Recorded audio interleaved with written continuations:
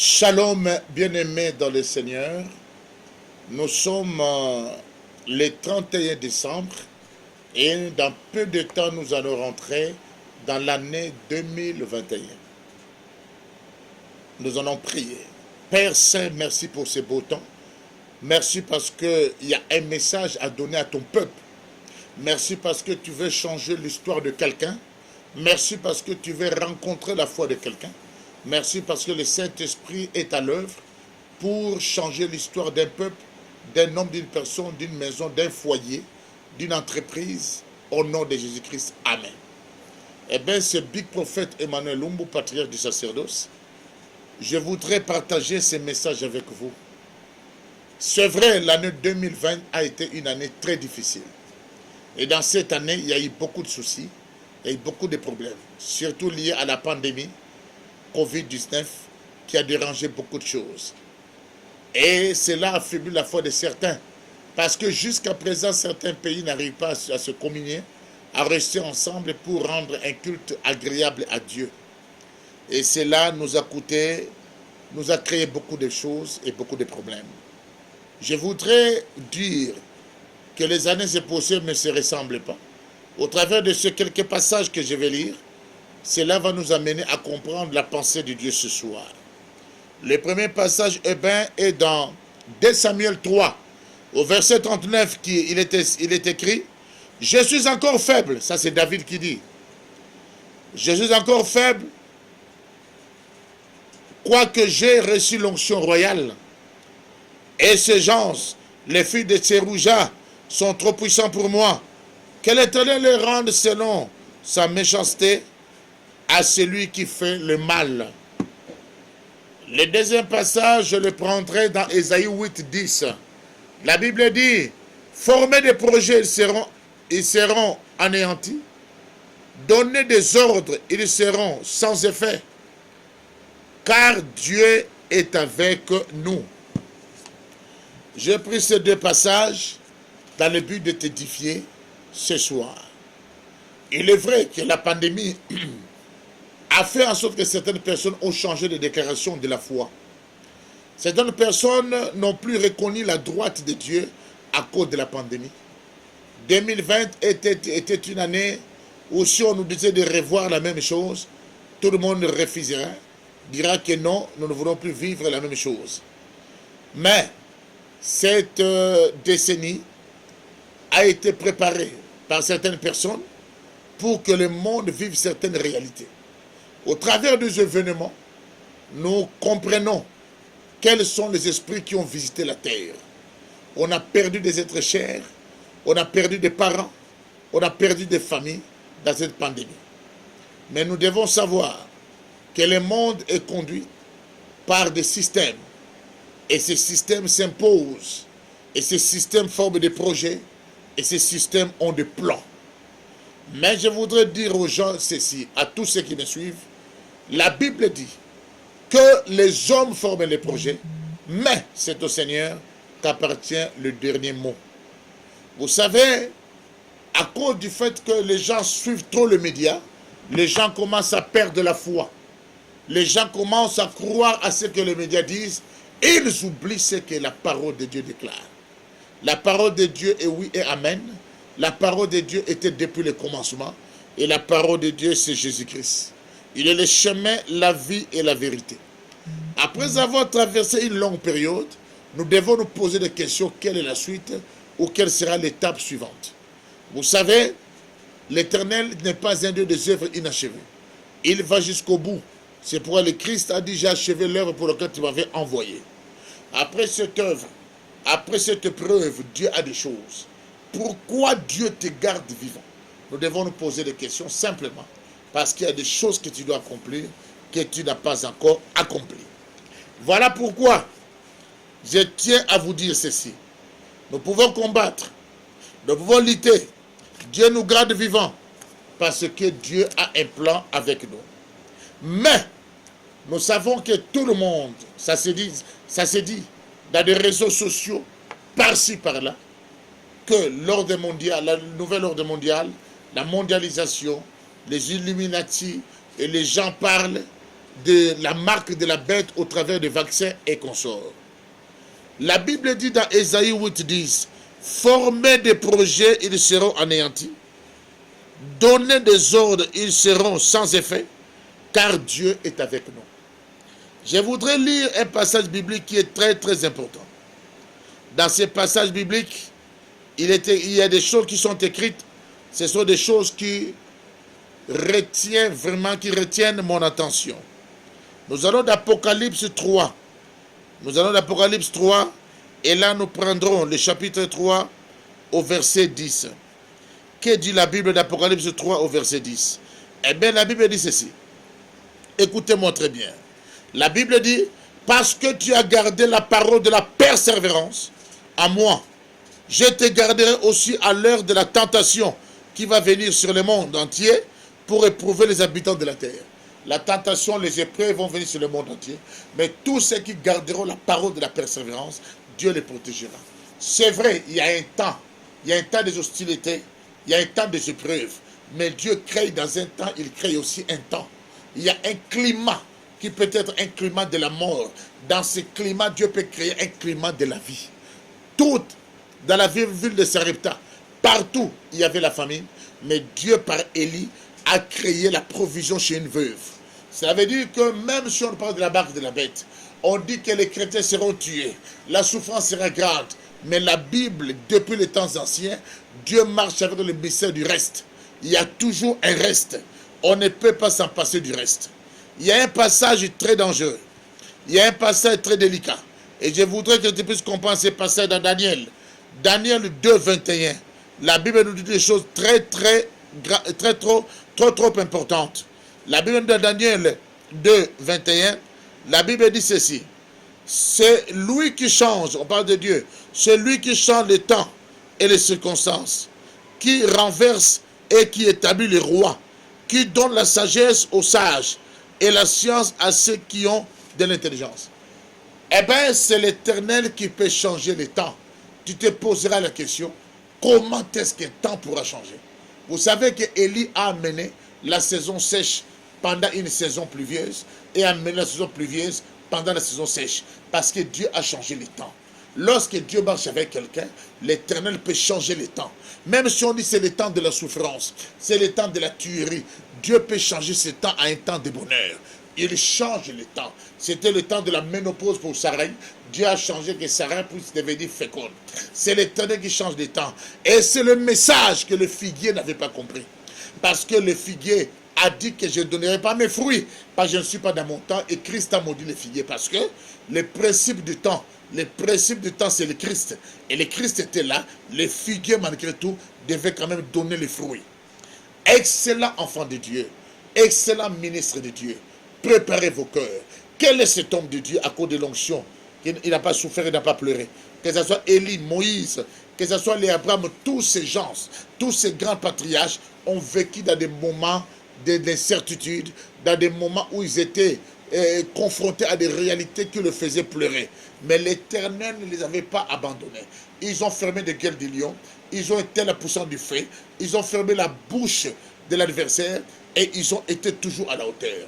Je viens dire à quelqu'un aujourd'hui, l'année 2021, je sais que le diable s'élève. Dans cette décennie, il y a des plans, il y a des projets, mais que le diable ne se trompe pas. Qu'il ne croit pas qu'il soit le seul à avoir des plans. Si le diable a un plan, Dieu aussi a ses plans. Que les gens ne se disent pas, voilà, le diable a les plans. Le plan du diable est arrêté. C'est comme si Dieu n'avait pas de plan. Arrête avec ce genre de déclaration. Le juste vivra par la foi. Si tu es juste, vis par la foi. Et la foi vient de ce qu'on attend, c'est qu'on avait de la parole de Dieu. Ça m'étonne. Tu deviens esclave des médias. Tu ne lis plus la parole de Dieu. Tu écoutes ce que les médias disent. D'après des temps, Covid-19, il y a autant de cas, il y a 150 000 cas, tu risqueras de mourir avant le temps. Crois que la Bible déclare, nous marchons selon la foi, nous ne marchons pas selon la vue. Et nous sommes là avec le Christ, il est avec nous jusqu'à la fin du temps. Il a dit, soyez courageux quand j'ai vécu le monde. On va être courageux par rapport à quoi? Face aux épreuves, face à des situations qui cherchent à nous affaiblir. David a dit, j'ai reçu l'onction royale, mais je me sens toujours faible devant les filles de Tsérouja. Il y a des moments, David s'est senti faible, mais cela n'a pas annulé l'onction, cela n'a pas annulé le plan de Dieu dans la vie de David. Tu te sens faible, oui, mais l'onction de Dieu est là, la grâce de Dieu est là, la puissance de Dieu est là. Excellent enfant de Dieu, les serviteurs de Dieu, que personne ne vous trompe, ne touchez pas à l'occultisme, ni à la magie. Voilà pourquoi, excellent enfant de Dieu, excellent ministre de Dieu, je parle aux chrétiens. Restez chrétiens, gardez votre caractère, gardez la foi. Jésus-Christ est Seigneur. 1. Sois fier parce que tu as un Dieu véritable. 2. Tu es envoyé par Dieu. 3. Tu es dans une alliance véritable, l'alliance de la croix de Golgotha. 4. Marche selon cette alliance. 5. Tu dois savoir avoir la foi face aux épreuves. Que rien ne puisse changer ta détermination. Même si les gens parlent, la foi vient de ce qu'on entend, c'est de la parole de Dieu. Psaume 140, verset 8. Dans d'autres Bibles, c'est verset 9. Il est écrit: Éternel, n'accomplis pas le désir du méchant. Ne laisse pas réussir ses projets, de peur qu'il s'en glorifie. Attention, Dieu ne permettra pas que le méchant puisse tirer gloire dans ce qu'eux veulent. Nous savons qu'il y aura un temps, selon la prophétie biblique, que ces gens vont venir, ils vont opérer. Mais dans la vie, Dieu travaille avec le mystère d'un reste. Il y aura toujours le reste. Et dans ce reste-là, depuis l'époque d'Élie, il y avait le reste. Dans toutes les persécutions, il y avait du reste. Il y aura toujours du reste. La Bible dit, si tu gardes la parole de la persévérance en moi, je te garderai quand les épreuves et les tentations vont toucher la terre. Je parle aux gens, vous devez comprendre. Ne cédez pas à la pression. Nous devons développer un caractère face à ces temps, face à cette période, face à des conditions dans lesquelles nous sommes en train de vivre. Nous devons comprendre que cette époque existe certains caractères. Et voilà pourquoi je te parle. L'église, on te dit, sois béni, amen, tu es puissant, amen. On doit vous préparer à affronter des zones d'ombre. On doit préparer l'église à franchir l'infranchissable. On doit préparer l'église à affronter la fournaise ardente. On doit préparer l'église à affronter la fosse au lion. Et nous sommes là. Le Dieu de Daniel s'élèvera. Le Dieu de Shadrach, Meshach, Abednego s'élèvera. Ne change pas ta détermination. Tu avais un projet de te marier, marie-toi. Tu avais un projet de bâtir une maison, bâtis la maison. Tu avais besoin d'acheter, de grandir l'église, grandis, fais du travail pour que l'église grandisse. Il y a des ceux-là qui disent, écoutez, prenez besoin de travailler. Dans peu de temps, le monde va finir. D'après, tu vas sombrer. Je vis un papa de 73 ans qui a encore des projets de bâtir une église de 25 000 membres. Il a 73 ans. Et s'il se mettait à bâtir l'église, si ça va lui prendre 15 ans, tu es sûr qu'il va atteindre 90 ans, ou peut-être qu'il atteindra 98 ans, mais ce papa continue à croire, pourquoi pas toi? Attention, attention. On doit avoir la foi.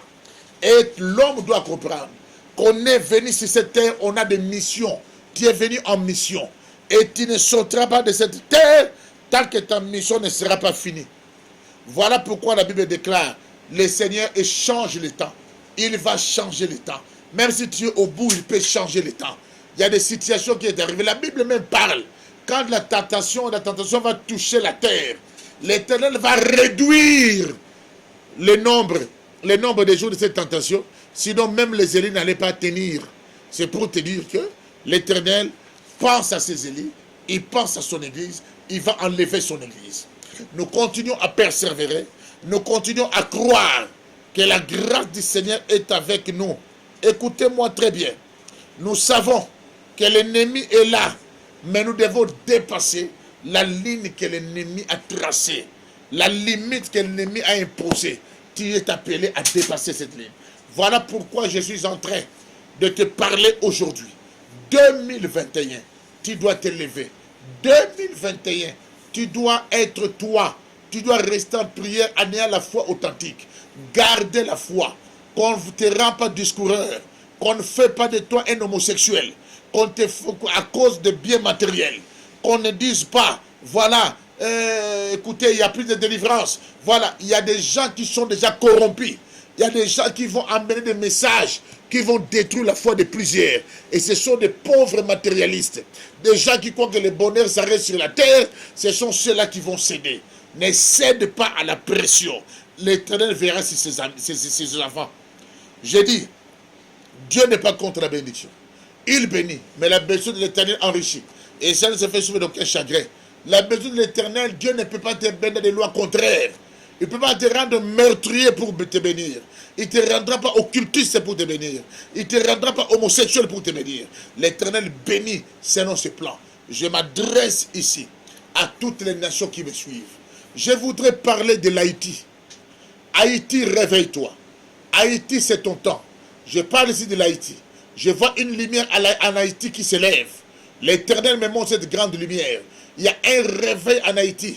Et ce réveil va toucher la génération montante. Il y a beaucoup de jeunes gens qui ont été étouffés. Mais Dieu va le libérer. L'Éternel va libérer une onction prophétique dans la dimension sacerdotale et surnaturelle en Haïti qui donnera de la valeur.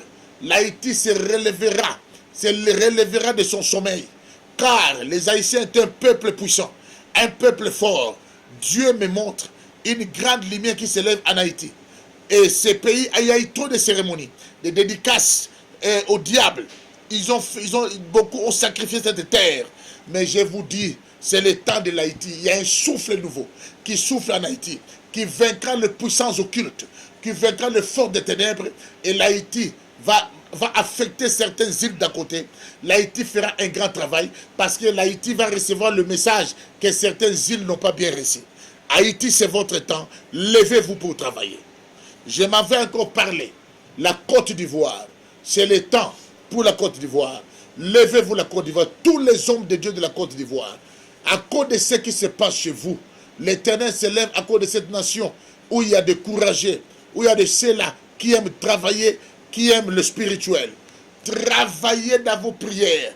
Tout le mois de début de l'année Côte d'Ivoire, faites le service avec la Sainte Seine. Travaillez avec la Sainte Seine. Prenez autorité sur le Lagune. Prenez autorité sur la terre ivoirienne. Prenez l'autorité sur tout. Vous affaiblirez la puissance des eaux. Vous prendrez la domination sur les esprits de la terre. Vous dominerez sur les forces de la nature. Faites ça avec la Sainte Seine. Que les hommes spirituels de la Côte d'Ivoire se lèvent. Parce que Dieu veut faire quelque chose aussi en Côte d'Ivoire. Je me suis levé pour ces pays. La Côte d'Ivoire a prié pour d'autres pays. La Côte d'Ivoire a des guerres pour d'autres pays. J'ai reçu néanmoins les deux grands messages pour ces deux pays. Pour l'Haïti et pour la Côte d'Ivoire. Et pour d'autres pays, je vous donnerai parce que Dieu m'a dit que je vais parler pour plusieurs pays. À ma qualité du prophète de l'Éternel, je parle. Je ne suis pas venu donner ici les noms des gens. Au-delà déjà, je parlais de deux pays, de l'Haïti et de la Côte d'Ivoire. Attention, ces deux pays vont vaincre certaines forces. Mais l'Haïti vaincra la puissance de l'esprit, des sirènes, des serpents des eaux, les esprits forts qui tenaient cette ville assujettie, qui bloquaient, et toutes les puissances des vaudous, les forces du mal qui étaient là. Le christianisme montera au-dessus de ça. Je parle du vrai christianisme. Pas dans la corruption, ni dans la débauche, ni dans la magie, mais dans le sacerdoce réel où le Christ est au centre de toutes choses. Excellent serviteur de Dieu, excellent enfant de Dieu, shalom. Je vais m'atterrir en vous disant que les hommes forment les projets, mais c'est au Seigneur qu'appartient les derniers mots. Soit la tête et non la queue. Les projets de l'adversaire, les projets de l'ennemi ne marcheront pas forcément parce qu'ils ont parlé. Les projets de Bill Gates, il fait ses projets. Ça peut marcher, mais ça ne prendra pas tout le monde. Dieu a toujours ceux-là qui l'épargnent. Dieu a tous ceux-là qui le protègent. Conséquent derrière quoi que ce soit derrière les vaccins, derrière tout ce qu'eux veulent. Mais c'est Dieu qui a les derniers mots. Même s'il tue les hommes de Dieu, même s'il tue les gens, ils ne tueront jamais le Saint-Esprit. Le Saint-Esprit sera là. On ne peut pas tuer la parole. On ne peut pas tuer Jésus-Christ. On ne peut pas tuer le Saint-Esprit. Si moi je ne parle pas, quelqu'un d'autre parlera. Si l'autre ne parle pas, l'autre parlera. Restez sereins. Croyez, 2021, nous voulons voir les vrais évangélistes, nous voulons voir les vrais prophètes, les vrais apôtres, nous voulons voir les vrais docteurs qui vont enseigner avec clarté, de vrais pasteurs qui vont peindre avec la verre de fer. Ce qui s'est passé à l'église de Thyatire, dans la prophétie d'Apocalypse, c'est ce qui se passera. Ceux qui vont vaincre Jézabel, la Bible dit, ils vont recevoir la verre de fer, comme lui-même le Christ a réussi pour briser les vases de l'argile. Et l'étoile du matin se lèvera dans leur vie. Je vais m'arrêter en vous disant, shalom et que Dieu vous bénisse, et que 21, que tu sois la tête et non la queue, en haut et jamais en bas, en avant et non en arrière. Tu ne vivras pas les projets des hommes, tu vivras les projets de l'Éternel. C'est lui qui, au commencement, a déclaré les paroles. C'est le même qui parlera encore pour ta vie, qui parlera pour ta santé, qui parlera pour tes enfants, qui parlera pour tout. Ça sera dur, mais ça ne sera pas impossible. Ça sera compliqué, mais Dieu se glorifiera. Il ne laissera pas l'adversaire prendre sa gloire. C'est pourquoi l'Église ne vivra pas la corruption. L'Église sera enlevée, quels que soient les problèmes. Crois, relève ta tête, ça peut arriver. La mort arrive partout. Les nombres de ceux qui sont morts par le cancer sont plus supérieurs que ceux qui sont morts par le coronavirus. Les gens meurent par accident. Les gens meurent tous les jours par des AVC, par des thromboses, et ainsi de suite. Je ne sais pas, mais pourquoi seulement pour cette affaire, pour cette affaire de corona, les gens veulent avoir peur. Enlève la peur, sois courageux. Si tu allais mourir, si Dieu avait voulu que tu meurs, tu allais mourir parce que l'homme n'est pas maître de son souffle. L'homme peut mourir comme ça sans maladie. L'homme peut mourir par empoisonnement. Et il y a même des ceux qui ont empoisonné qui ne sont pas morts. Lève-toi, enlève cet esprit d'être bloqué. On te démotive, on t'enlève le courage. Reviens dans ton courage. Reviens sur ton courage. Sois encore fort, continue à déclarer tête haute.